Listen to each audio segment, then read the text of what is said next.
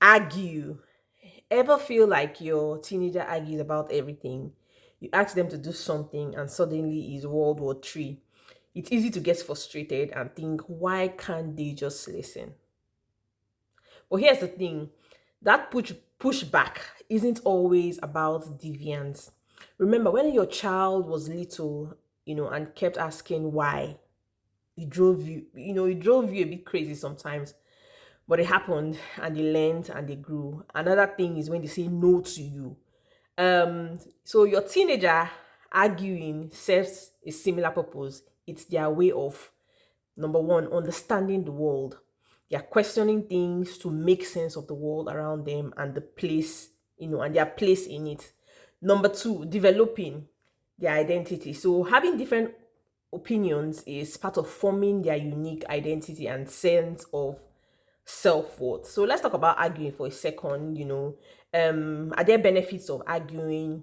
Yes, when done constructively, it helps our teenagers, our preteens and teens develop these important skills. The first one is critical thinking, learning to weigh evidence and form a strong or sound argument. Number two, self-advocating, standing up for themselves and their beliefs.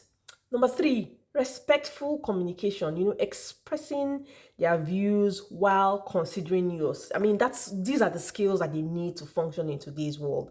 Problem solving, working together to find solutions that work for everyone, agreeing to disagree.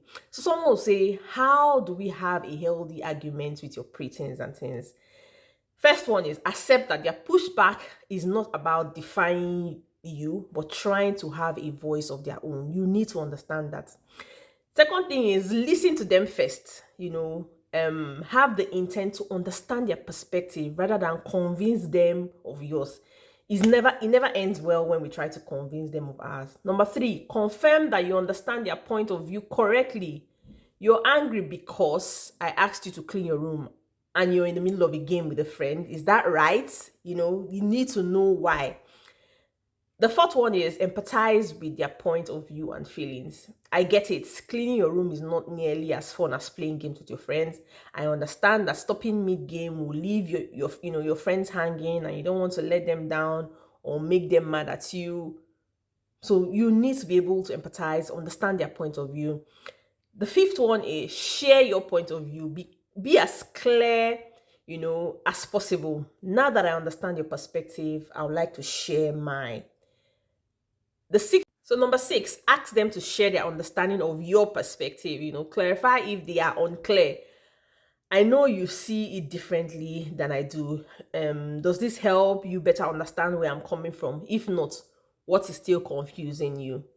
Number seven, resolve together. Show your teen how to collaborate and negotiate by considering all points of view and working together to find a solution. Now that we both understand each other's point of view, what do you think are some possible solutions? I have a few ideas I'd like to share with you as well. And then we can say, okay, I'm giving you 5 minutes to finish the game with your friends, and then you clean your room or you agree on something. This is a bonus tip. If they make a good point, admit it. This shows them it's okay to be wrong and build trust. Parents of preteens and things, do you hear that? And then the bottom line is when we turn disagreements into healthy debates rather than a powerful struggle, everyone wins. So they don't feel, defeated in the argument. You don't also feel defeated. We all win together.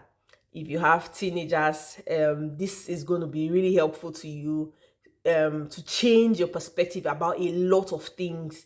So when they are trying to make a point, we say they are arguing. No, they are not arguing. These things that I've listed above are the things that come when they argue, what they learn, and how we can have a meeting point. I hope you've learned something as much as I do. Like this video, share, subscribe. Tell me what you think. Do you find this video helpful? And I'll see you in my next one. Peace.